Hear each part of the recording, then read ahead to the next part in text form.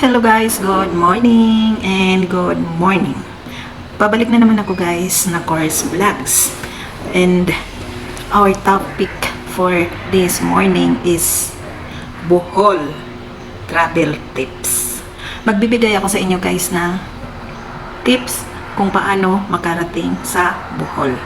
Pero bago ang lahat, kung baguhan ka lang sa aking YouTube channel, please click the button so para ma-notify mo ang aking mga video. Pag nagplano kang mag-tour sa Bohol guys, ano-ano ba ang dapat mong kailangan talagang i-provide?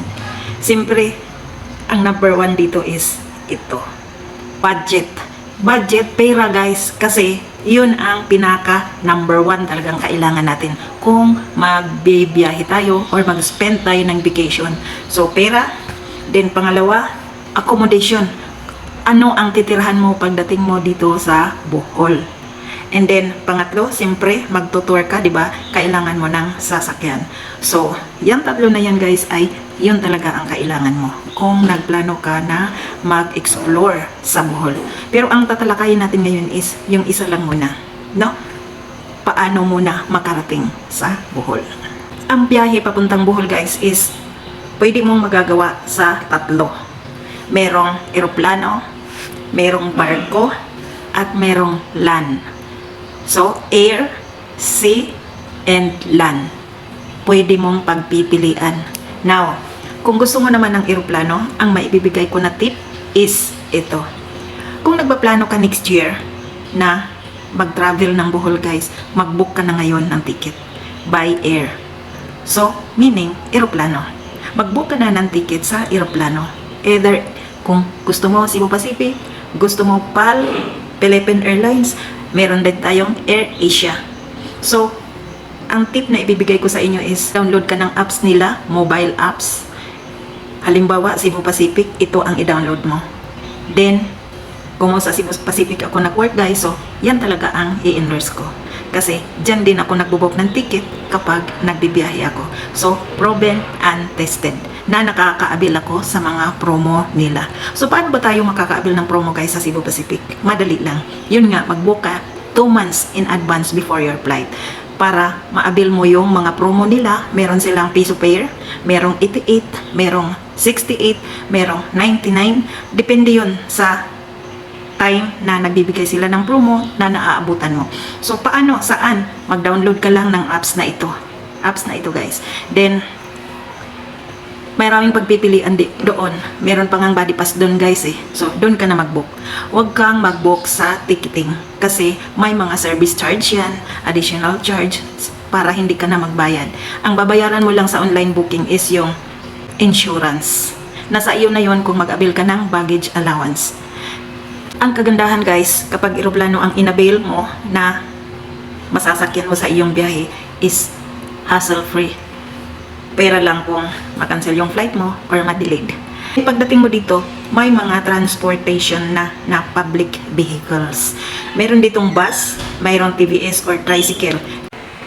Upon your arrival here in Panglao, Bohol International Airport guys, kung gusto nyo hindi na ma-hassle sa pagkuha ng transportation nyo, pwede nyo akong i-PM or pwede kayong kumontak directly to JM Travel and Tour para sa magsusundo sa inyo, no? Or tawagan nyo ako sa number ko na yan, no? I am willing to assist you guys sa transportation, sa sasakyan na susundo sa inyo dito sa airport.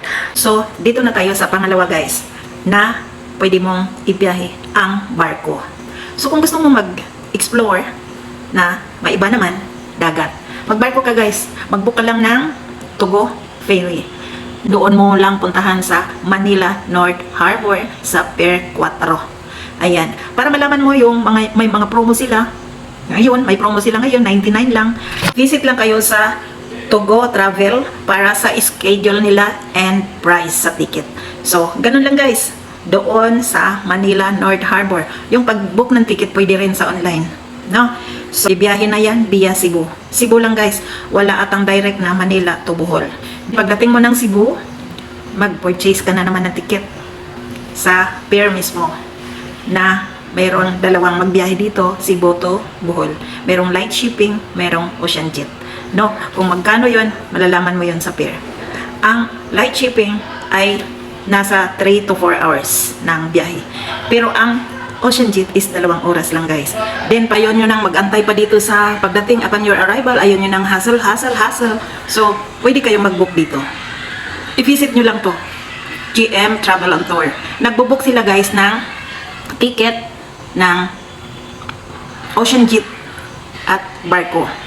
Pagdating mo ng Tagbilaran, mayroong masasakyan doon na tricycle sa exit.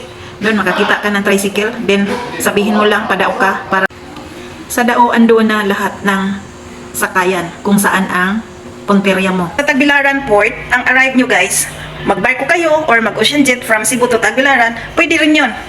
Kukuha kayo ng private transportation, pwede rin yun. No? Even sa Hitapi, kung sa Hitapi kayo or sa Luon kayo, from Cebu to Luon or from Cebu to Hitapi, pwede rin yun. Just DMS. Ang pangatlo, land transportation or land trip. Dalawa ang pwede mong pagpipilian. Merong bus, merong van or V-Hire.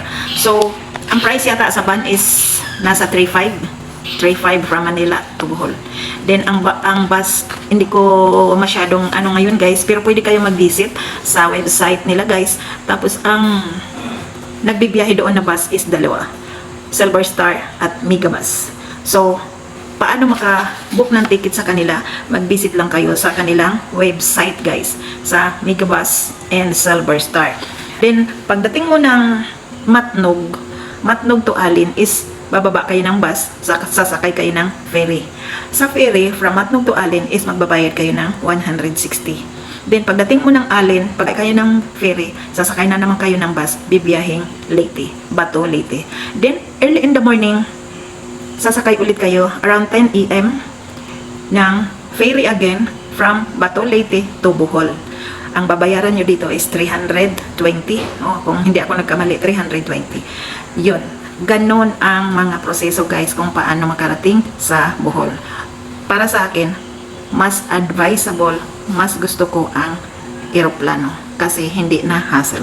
So, yun lang guys. Sana may natutunan kayo sa tutorial natin ito. Then, abangan may next tutorial. Ang tip ko naman sa inyo is hotel accommodation. Nang bibigyan ko kayo ng tips kung saan ang mga affordable or budget rate na pwedeng materhan habang nagbabakasyon kayo dito sa Bohol. So, antayin nyo.